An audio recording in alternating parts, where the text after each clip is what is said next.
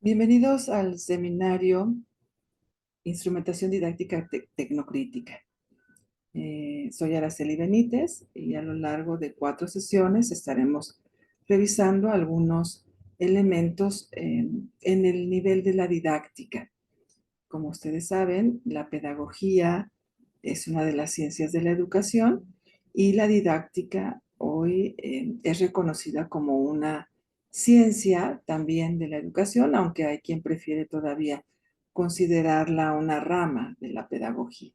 Entonces, durante estas 4 sesiones nos estaremos moviendo en el ámbito de la didáctica, buscando explorar cuáles son los elementos para esta instrumentación didáctica tecnocrítica. A lo largo de nuestro trabajo estaremos mencionando algunos autores propios de la Escuela de Pedagogía Cubana, de donde nosotros recuperamos o tenemos, digamos, nuestra afiliación.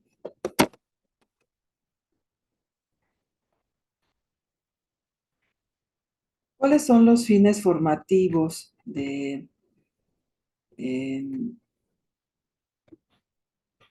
de nuestro seminario? Bueno, pues se espera, ¿verdad?, que al finalizar el, se espera que al finalizar el,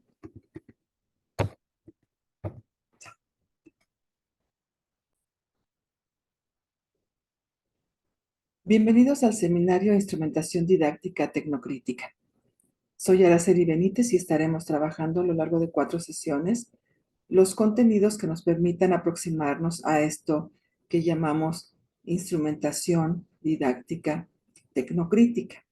Para llevar a cabo este objetivo, nos hemos apoyado en las propuestas de autores como Guillermina Labarrere, el doctor Palguerin, que son representantes importantes de la Escuela de Pedagogía Cubana. La sesión del día de hoy se denomina la enseñanza y los principios que la rigen. Los fines de aprendizaje del seminario es que al concluirlo, comprendamos la importancia y caracterización pedagógica de los modelos, los métodos, los medios y recursos didácticos para la enseñanza. Es decir, nos estaremos manejando en un plano propiamente de la ciencia conocida como didáctica. Bueno, hay quien considera que no es una ciencia, que es una técnica. Sin embargo, para efectos de este seminario, la vamos a entender como una ciencia, puesto que tiene principios, tiene un lenguaje propio, se han hecho investigaciones en ella, entonces nosotros la consideramos una ciencia. Eh, no quiere decir que vamos a eliminar o vamos a evadir los temas sociales y los temas filosóficos. También estarán presentes, pues, para poder comprender, digamos, todo el planteamiento general de esto que llamamos instrumentación didáctica tecnocrítica. Para el día de hoy, que tenemos como tema principal los principios que rigen la enseñanza, estaremos abordando, reflexionando sobre estas leyes que deben estar presentes en la enseñanza y que tienen una relación muy estrecha con el proceso de aprendizaje. Para empezar, diremos que los principios rectores del proceso de enseñanza-aprendizaje son, digamos, lo equivalente en las ciencias de la educación a lo que son las leyes en las ciencias naturales, como la física, como la química, que tienen principios y leyes universales que permiten explicar los fenómenos. Las leyes de Newton, por ejemplo, son las más conocidas, la ley de la gravedad universal, son leyes, son principios, son, digamos, postulados que están presentes eh, y que nos permiten comprender y dan orden a el conocimiento en el campo del que estemos hablando. Entonces, para nosotros, los principios son un conjunto de normas generales y que son muy importantes, porque ordenan el proceso de enseñanza-aprendizaje y que son válidas para aplicarse en todos los niveles y asignaturas. Es decir, estos principios deben ser una preocupación constante del docente para poderlas construir y que estén presentes en esos espacios que comparte con sus alumnos en el aula de clase. Por supuesto, cabe decir que nos estamos refiriendo a esa educación formal institucionalizada, ¿verdad?, que se lleva a cabo entre dos agentes educativos como son el profesor, el alumno, donde está presente un currículum, donde hay una selección de contenidos, donde se involucran recursos, donde hay contenidos, donde hay una evaluación, donde hay criterios, vamos, de valorativos de los procesos que se están llevando a cabo. No nos referimos a esa educación, digamos, espontánea o informal que bien puede ocurrir en la calle o con la familia. Nos referimos a este proceso que tiene límites, que se caracteriza por tener ser una unidad de tiempo. Puede ser una clase, puede ser un taller, puede ser un proyecto, puede ser un seminario, puede ser un debate, puede ser una mesa redonda. En fin, puede tomar cualquiera de estas formas, pero tiene, por ejemplo, para empezar, una medida de tiempo. Se desarrolla con cierto tiempo, hay cierta intención, se persigue un objetivo, en fin, tiene un fin formativo. Entonces, en ese sentido, son cuatro las principales leyes que debemos considerar. Una es que ninguna persona aprende como aprende otra persona. Ningún niño aprende como otro niño, ningún ser humano aprende como otro ser humano.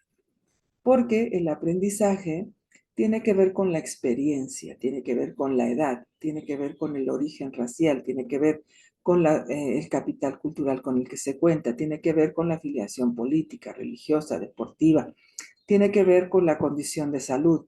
En fin, cada persona muestra cualidades tan diferentes que hacen que aprenda y que acceda, se acerque al conocimiento de diferente manera, de una manera muy particular.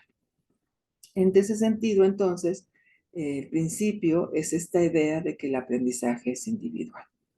Además, el aprendizaje es un proceso que se da en la mente, es un proceso cognitivo, es un proceso interno. Y por lo tanto, pues es un proceso muy íntimo, muy propio de lo que ocurre en, en nuestro cerebro. Entonces, el aprendizaje es individual y es interno. No así la enseñanza, que es el proceso con el que se complementa. La enseñanza es colectiva, los profesores, si bien podemos hacer una enseñanza individualizada, por lo general trabajamos con grupos pequeños, un poco más numerosos, con grupos numerosos, en fin.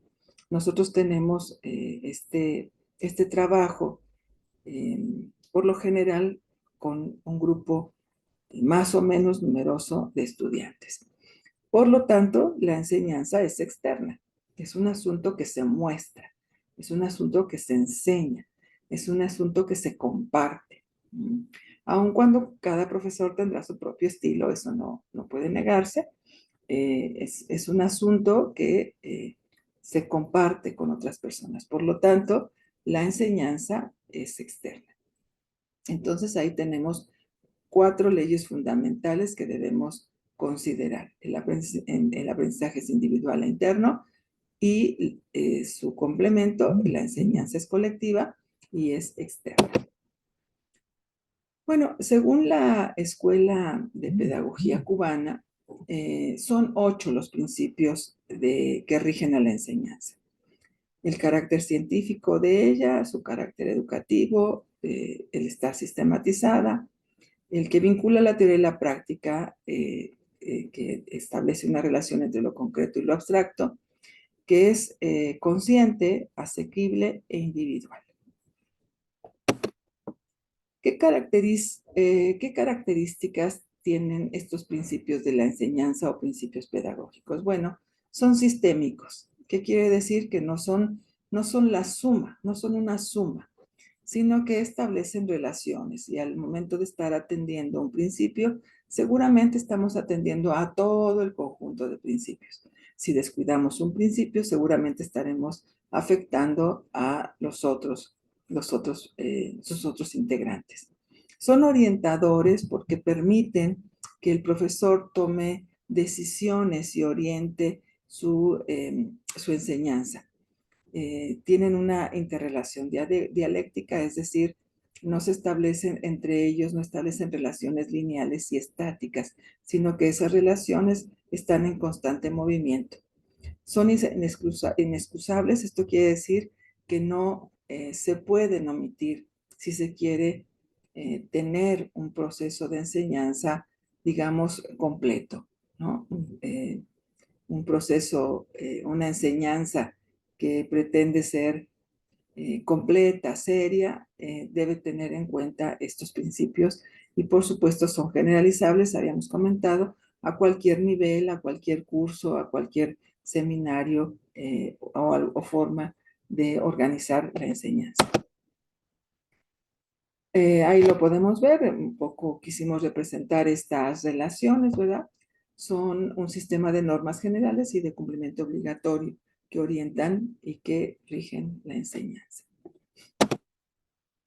¿A qué nos referimos con esto del carácter científico de la enseñanza? Bueno, todo lo que se les enseña en la escuela debe ser conocimiento científicamente comprobado. Es decir, si bien eh, se puede llevar a la escuela temas como mitos, leyendas, creencias, em, eh, significados sociales, sí se puede llevar a la escuela, pero digamos como objeto de estudio. O sea, podemos estudiar la creencia, alguna creencia religiosa, alguna opinión política, la podemos estudiar, pero el abordaje de esos temas no puede estar basado en creencias y opiniones. Es decir, se prefiere que se presenten datos, hechos, teorías, ¿no?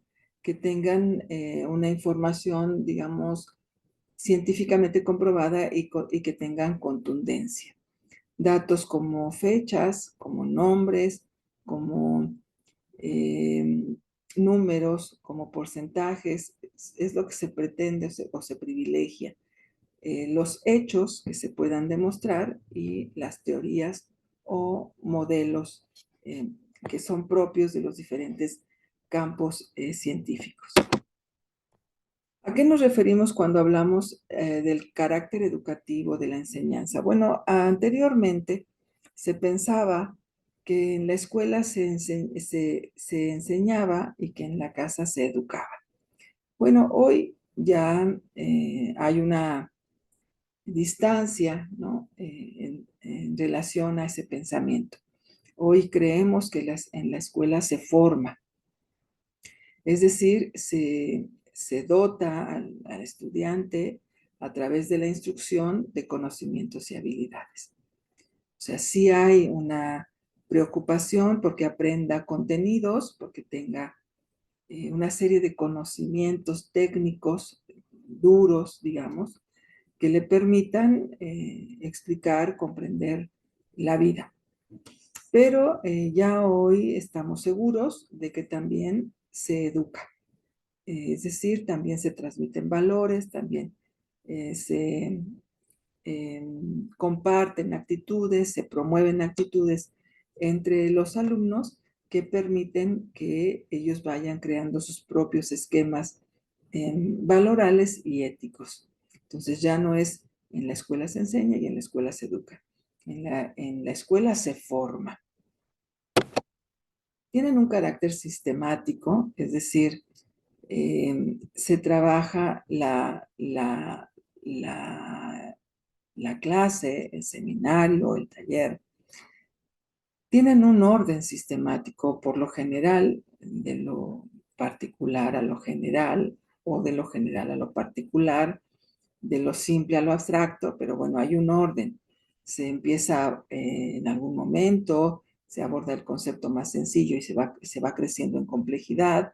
Hay un inicio, un cierre, un desarrollo y un cierre en una clase. Hay una presentación, un desarrollo y una puesta general en un proyecto. Es decir, hay pasos que se siguen y que deben tomarse en cuenta a fin de no violentar el proceso. La enseñanza busca relacionar la teoría con la práctica. Sobre todo hoy, compañeros, hay una exigencia, ¿no? No solamente en México, sino en todo el mundo, de que lo que se enseña en la escuela tenga una utilidad práctica en la vida cotidiana, en el ámbito laboral, en la comunidad, con los amigos, en la familia, en la relación que establecemos con los otros. Entonces, esta parte de relacionar la teoría con la práctica, con lo que ocurre en la vida cotidiana del sujeto, le da una utilidad importante a lo que se aprende. Entonces, este principio es muy importante. Probablemente podamos empezar primero por la experiencia, y avanzar hacia la abstracción y la teoría, o al revés, tal vez podemos empezar por el conocimiento y la construcción conceptual de algunas cosas, y después ir a las cosas y conocerlas de manera experiencial. La enseñanza también debe buscar la relación de lo concreto y lo abstracto.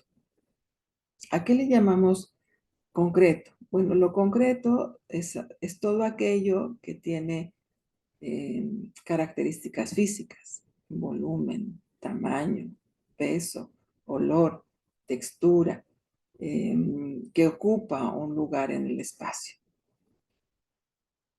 Cuando nos aproximamos a ese elemento concreto, y tenemos una experiencia con él a través de nuestros canales de percepción o sentidos. Esa información entra a nuestro cerebro, se va a nuestra mente y hacemos una imagen. Entonces, la abstracción significa que una vez que hemos tenido esa experiencia, una vez que la información ha entrado a nuestro cerebro y la abstraemos, posteriormente podemos invocar esa cosa sin necesidad de tenerla frente a nosotros. Entonces, abstraemos cuando hacemos una imagen de las cosas, pero es mucho mejor poder hacer esa imagen y llevar a la abstracción cuando partimos de lo concreto, del pensamiento concreto a la abstracción. Por supuesto, hay muchas ideas que no tienen un referente concreto: democracia, por ejemplo, república, por ejemplo, pero sí hay manifestaciones concretas de lo que estamos hablando. Entonces, sobre todo en los niños más pequeños, lo importante es la experiencia y después la abstracción. Una vez que hemos desarrollado de una forma parcial o completamente el pensamiento abstracto, bueno, nos será mucho más fácil poder hacer abstracciones de abstracciones, como lo son las ideas. Otro principio de la enseñanza es su carácter consciente y activo por parte del alumno. Y esto no solamente quiere decir mover el cuerpo, jugar, correr, quiere decir también que debe haber una actividad intelectual. Entonces, no necesariamente es el movimiento corporal, sino que debe haber una participación, una actividad intelectual que permita que el sujeto tome conciencia de lo que está pasando en su proceso de aprendizaje y que tome también responsabilidad sobre él. Entonces veo, pienso, digo, hago. Son, digamos, las formas en que se manifiesta la actividad que está teniendo el alumno en relación a su aprendizaje. Es asequible, es decir, se empieza por proporcionar información con la que el sujeto puede estar familiarizado. Es decir, le queda cerca, es cercano a esa información y eso permite que pueda tener mayor significancia. Es accesible, es decir, es una información que nos permite ir avanzando en un nivel, de un nivel a otro en el desarrollo del conocimiento. Este principio también es importante porque eh, requiere que el trabajo se diseñe de tal manera que se enseñe a todo el grupo. Claro, porque la enseñanza es colectiva, pero al mismo tiempo se respete la individualidad y las formas de aprender propias de cada sujeto. Entonces es una forma, digamos, flexible de presentar la información que permita que todos los alumnos, desde su propia condición, puedan acceder a la información, al conocimiento y participar en la producción de ese conocimiento. Ahora, también hay principios para el aprendizaje. No basta con que el maestro ordene su enseñanza, sino que también hay requisitos que deben estar presentes por parte por parte de quien aprende. Uno de ellos es la memoria. Y bueno, por supuesto que una preocupación en la escuela es el desarrollo de la memoria en sus diferentes niveles. ¿A qué le llamamos memoria? Bueno, a esa facultad intelectual, emocional y psíquica que permite que su sujeto retenga información y la recuerde. Este recuerdo se traduce en conocimiento. Entonces, la memoria permite codificar información, almacenarla y recuperarla. Y se va conformando con los recuerdos. Y los recuerdos son esa información que ha sido procesada por nuestro cerebro y que pasa a formar parte de lo que Herbert le llama stock de conocimientos que se almacenan en la memoria. Se va almacenando en el cerebro mediante esquemas mentales. Estos esquemas eh, son formas en las que se organiza la información. Son eh, construidos a partir de cómo nuestra propia experiencia va almacenando y ordenando la información. La almacena de forma temporal, cronológica, la puede almacenar de forma jerárquica, la puede almacenar de una manera a partir de comparar cosas. Entonces son esquemas que nuestro cerebro va construyendo para darle forma a la información. Eh, crear esquemas para incorporar la información eh, permite que haya un orden en el pensamiento, en el cerebro, que la información se vaya ordenando. Eh, la contraparte de la memoria es el olvido y obedece a que hay dificultades para acceder y comprender la información. Por ejemplo, exceso de ruido. Por ejemplo, cuando la fuente de información que tenemos no es clara, cuando tenemos algún debilitamiento en alguno de nuestros canales de percepción, todo eso impide que la información ingrese a nuestro cerebro de una manera nítida y entonces se corre el riesgo del olvido. El proceso de memorización entonces tiene una estrecha relación con el proceso de aprendizaje y se amplía cuando se ingresa información al cerebro a partir de esto que llamamos los 5 sentidos o canales de percepción. Cabe decir que actualmente ya hay quien habla de 6 sentidos. A la mente la consideran un sentido más, aunque todavía no hay una, digamos, eh, no se ha extendido mucho esta idea. Ya hay quien considera que la memoria es un sexto sentido. Por lo pronto, nosotros seguimos trabajando con esto que también llamamos los canales de percepción. Otro principio que debe existir para que se dé la enseñanza y el aprendizaje es el pensamiento, que se generen procesos de pensamiento. Y el pensamiento es el resultado de la acción de procesar información. Los asociacionistas consideran que al interior de nuestro cerebro las ideas van vinculándose a partir de su familiaridad, a partir de algunos elementos que hacen que cierta información busque a otra y se adhiera en los procesos de sinapsis. Lo que se sabe, lo que se ve, lo que se siente, lo que se oye, lo que se toca, lo que se degusta, todo eso va a ser ingresado a nuestro cerebro. Esto ocurre mediante actos mentales que se conforman por 3 momentos. En esta misma lógica teórica, se considera que hay una etapa de entrada de la información o input, que hay un proceso de eh, procesamiento, de vinculación de las ideas al interior de nuestro cerebro y que posteriormente hay un proceso de salida de la información. Hay procesos mentales considerados superiores.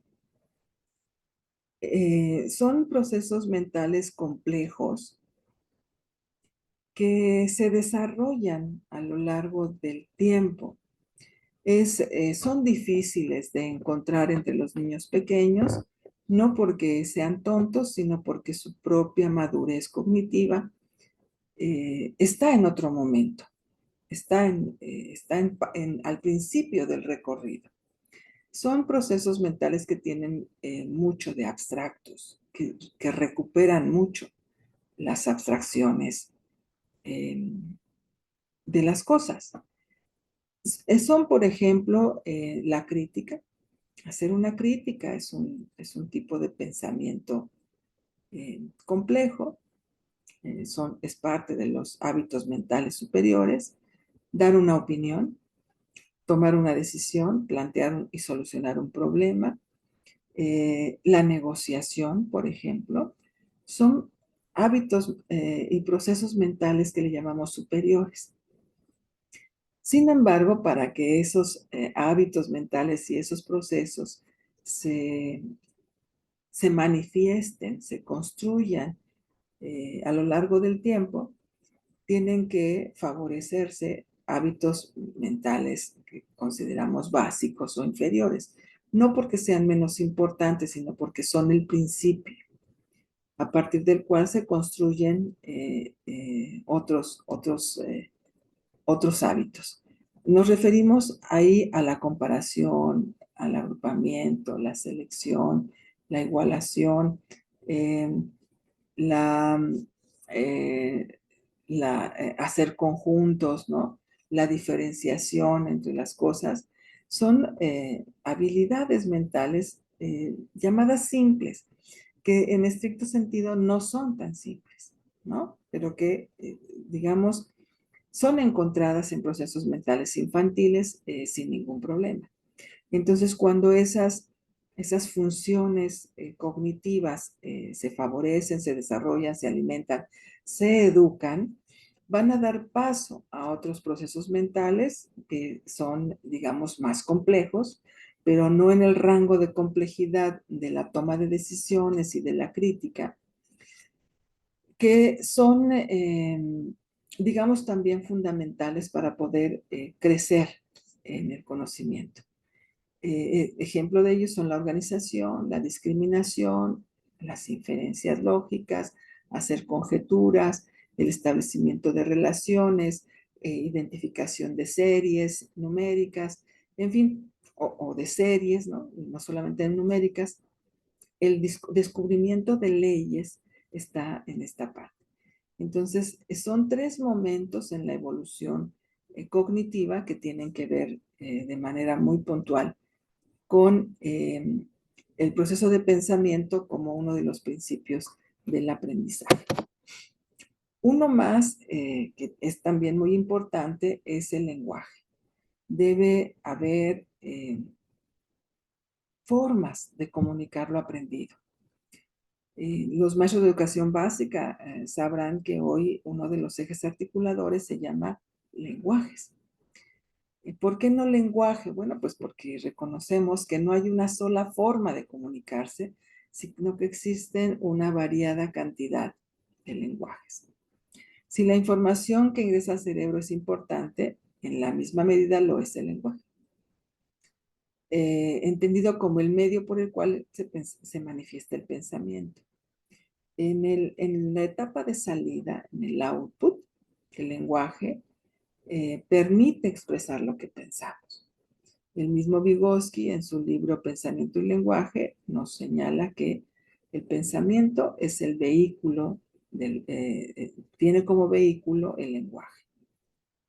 Si queremos saber cómo piensa una persona, hay que escucharla, hay que leerla, hay que ver cómo manifiesta en algún lenguaje lo que piensa. Cuando el pensamiento se manifiesta, puede tomar diversas formas y a cada uno de ellos se le llama lenguaje. Por ejemplo, el lenguaje era oral, escrito, pictográfico, mímico, musical, artístico, matemático, informático, corporal, en fin, todas estas formas de lenguaje son los canales, son la manera en que las personas mostramos, expresamos, nos comunicamos lo que estamos pensando. Entonces, es por mucho la forma más nítida de observar lo que las personas piensan. Mediante el lenguaje se puede conocer las cualidades del pensamiento de una persona. Por ejemplo, podemos identificar a un pensamiento ordenado y diferenciarlo de uno desorganizado. Un pensamiento concreto es aquel que siempre requiere del ejemplo en adultos, ¿no? Sobre todo en adultos, un pensamiento concreto siempre requiere de ejemplos, es decir, no ha logrado llegar a la abstracción, que es propio de un adulto. El pensar en concreto es muy propio de los niños. Un adulto que permanentemente requiere ejemplos pudiera estar por lo menos en ese tema, digamos, en un pensamiento concreto. Puede haber pensamientos simples, lineales, complejos. Entonces, la forma en que sabemos qué tipo de pensamiento, cómo está pensando una persona, es escuchando y observando lo que, leyendo, cómo se expresa. Ahí sabemos eh, qué piensa. No solamente qué piensa, sino cómo lo está pensando. Según los asociacionistas, bueno, pues este es el proceso de aprendizaje. Hay una entrada de información a través de nuestros 5 sentidos, conocidos también como canales de percepción. Hay un procesamiento, que es el orden en que las ideas, la información se vincula con la información que ya existe. A esto también a esto se le conoce como aprendizaje. Y puede haber formas simples, formas significativas, ¿no? La forma en que se relaciona puede ser una forma significativa o puede ser una forma memorística solamente, se integra. Y después de que hay este ordenamiento, hay esta labor, hay un trabajo entre las ideas para tomar su lugar. Después de eso ya se puede manifestar a partir de algún tipo de lenguaje en una etapa de salida. Y después, por supuesto, tiene que haber un uso de lo aprendido. ¿Para qué sirve lo que se enseña en la escuela? ¿Para qué sirve lo que las personas aprendemos en la escuela? Creo que eso hoy es una demanda permanente, que lo que la escuela enseña tenga un uso en la vida cotidiana, en la relación con las otras personas, en el aspecto laboral, en cómo participamos en la vida social y en la construcción de un momento histórico que es el nuestro. Entonces, esta parte es importante para saber si ese aprendizaje, bueno, se completó. Si no hay un uso en la mejora de las condiciones de la vida del sujeto, bueno, tenemos tal vez que revisar el proceso y mejorar sus condiciones. Estrategias para favorecer el aprendizaje. Bueno, incluir todos los aprendizajes, perdón, todos los sentidos al momento de aprender. Eso es una excelente estrategia, ya que son los canales por los cuales obtenemos información. Promover el uso de todos los sentidos es muy buena idea. Buscar que se establezcan relaciones entre lo que se ve y lo que se sabe, entre lo que se observa, entre lo que se oye y lo que se sabe, entre lo que se siente, entre lo que se puede degustar y lo que ya se sabe. Promover experiencias. Decíamos, la experiencia no vive en la teoría, la experiencia vive en la vida cotidiana, en la realidad. La experiencia inicia con el contacto del sujeto con las cosas. Relacionar la experiencia con la práctica, es decir, hay que usar lo que se sabe. Promover el contacto con los objetos de estudio, a esto me refiero. Involucrar a los alumnos en la toma de decisiones respecto a su aprendizaje. Claro, se espera que cada vez más participen y se involucren en esto que es suyo, que es su proceso de aprendizaje.